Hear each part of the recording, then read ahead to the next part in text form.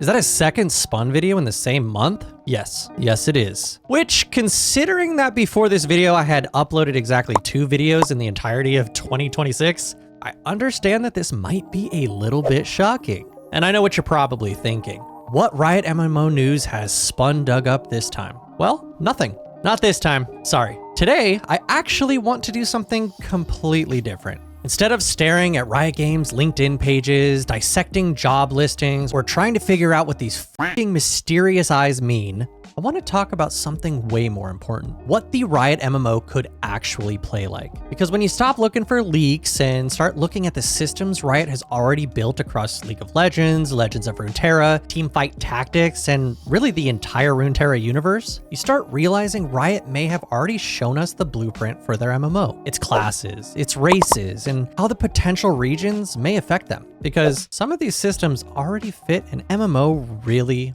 really well. So let's dive right into it. When we're talking about the Riot MMO, we kind of have to start with the most obvious question first. What classes are we actually going to be able to play? I really do not think Riot needs to reinvent the wheel here, because when you sit down and think about it, League of Legends already has an MMO class system. Not literally, of course, but the foundation is already there. You take a look at the champions in League, you can see that Riot already categorizes champions into 6 major gameplay archetypes: Marksman, Mage, Tank, Fighter, Slayer, and Controller. Now, obviously in League, these are champion classes, but I think the important thing here is how Riot designs them. These are not just gameplay roles, they are player fantasies. A marksman is not just ranged DPS, it is the fantasy of precision, positioning, scaling into a late game monster, and mechanically outplaying people. A tank becomes a gigantic, unkillable frontline raid boss protecting your team. Slayers are highly mobile assassins, diving into the backline and deleting someone before they can even react. Mages are all about raw power and spellcasting fantasy. Controllers manipulate fights themselves through utility and just overall control of the battlefield. And well, fighters, they're kind of the perfect middle ground between damage, survivability, and aggression. Once you stop thinking about these as MOBA roles and start thinking of them as MMO archetypes, kind of makes a lot of sense. Genuinely, Riot already has a cleaner gameplay identity system than most modern MMOs on the market already do. This is something Riot has been great at. They have over 170 different champions in League that all feel different and have their own identity. This is something that games struggle to do with only 12. You can look at almost any champion in League and within seconds understand what their fantasy is supposed to be. And that matters a lot in an MMORPG. People want to be the heavily armored frontline juggernaut, or the glass cannon mage, the hypermobile assassin, or the support player controlling the battlefield. And Riot already understands how to design around those fantasies better than most developers. But here's where it gets really interesting to me. Using these 6 archetypes as the MMO foundation would actually be genius. Think about it.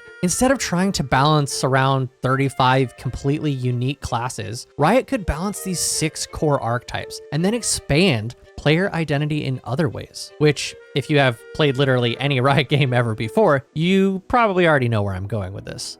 Take a look at teamfight tactics. In TFT, units are never just one single thing. They have classes, origins, traits, and synergies. Riot constantly designs systems where identities overlap and interact with each other. That philosophy feels perfect for an MMO. I do not think players will just be picking a class when we log into the MMO, but instead we could very well be picking our class with a coinciding region. And that region would fundamentally change how that class actually plays. A Demacian tank probably looks completely different from a Zonite tank. If you compare an Ionian mage to a Shadow Isles mage, you'll have a totally different fantasy. Riot may have already laid the framework for one of the coolest class systems to ever be realized within the MMO genre. And that's without needing to create 40 different classes from scratch. The more you look at Runeterra itself, the more convincing this theory starts becoming. Riot has already spent years building region identities through literally every game they make.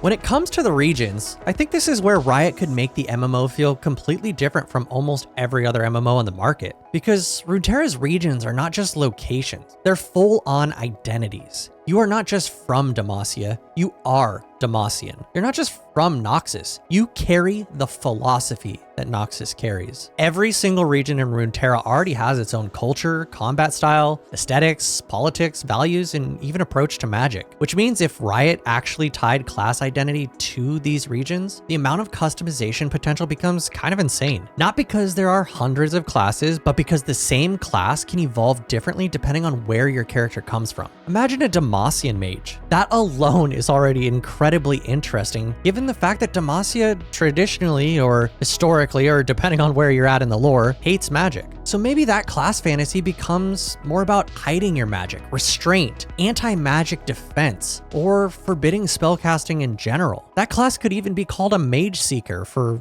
all we know. Now compare that to an Ionian mage. It's a completely different vibe. Spirit magic, flow state, combat, nature-based abilities, mobility, balance. It's the same core class archetype, but totally different fantasy. Now take the marksman. A Piltover marksman could focus on precision hex-tech weapons, gadgets, and advanced tech. Meanwhile, a Bilgewater marksman could be built around aggression, dual pistols, gambling mechanics, and pure chaos. And the thing is, Riot would not actually need every single class and region combination available at launch. In fact, I honestly think it would be smarter if they didn't. Instead of adding new classes to the game, they can instead add new regions for the already established classes, keeping the base class fantasy and augmenting them to the newly introduced regions. Imagine an expansion where Riot finally introduces Targonian fighters, or Shadow Isles controllers, or even Void-influenced classes. That becomes exciting content people will actually come back for. And this even gives Riot way more control over their balancing. They could slowly introduce new region combinations over time instead of trying to perfectly balance 70 different playstyles on day one, which,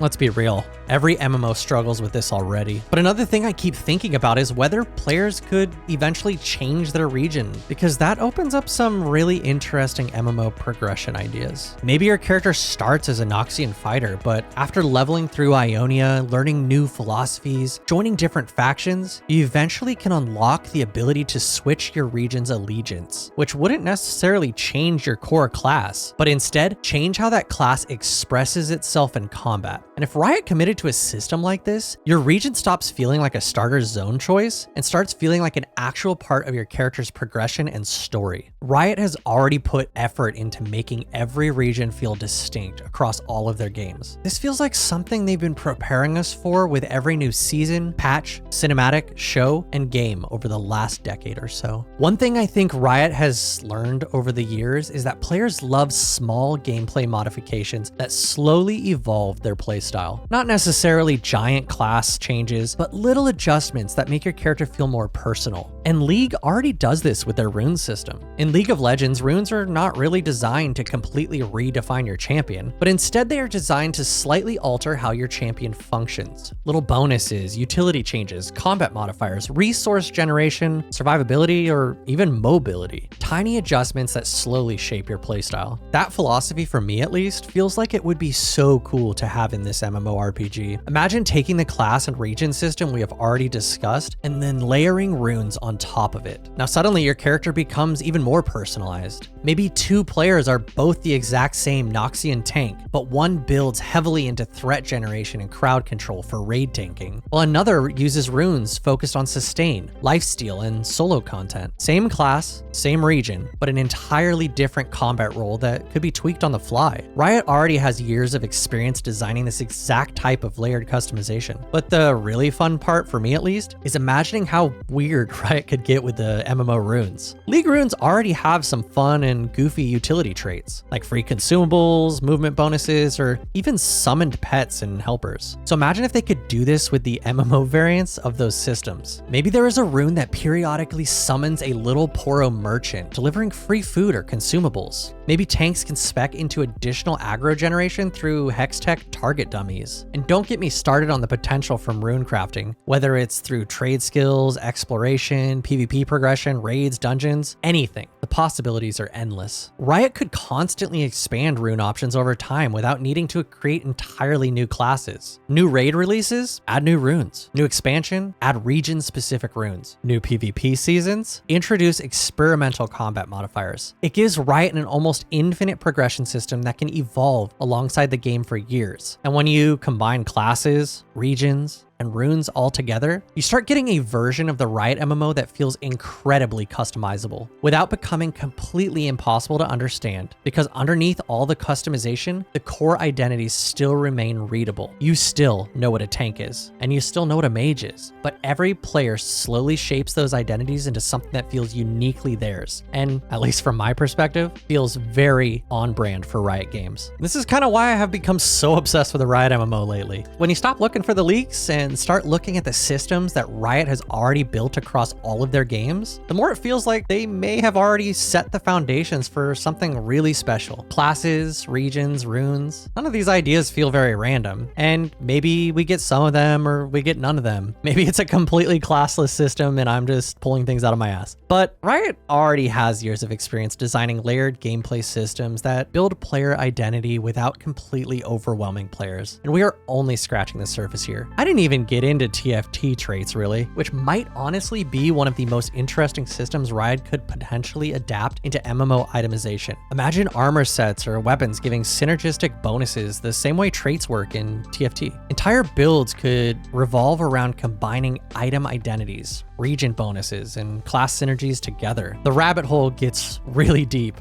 really fast. So if you guys want to see more videos like this where I dive even deeper into potential Riot MMO systems, theories, and design ideas, you know what to do. Hit that subscribe button because I definitely want to keep doing more of these. Thank you guys for watching. As always, my name is Spun, and I'll see you in the next video. Peace.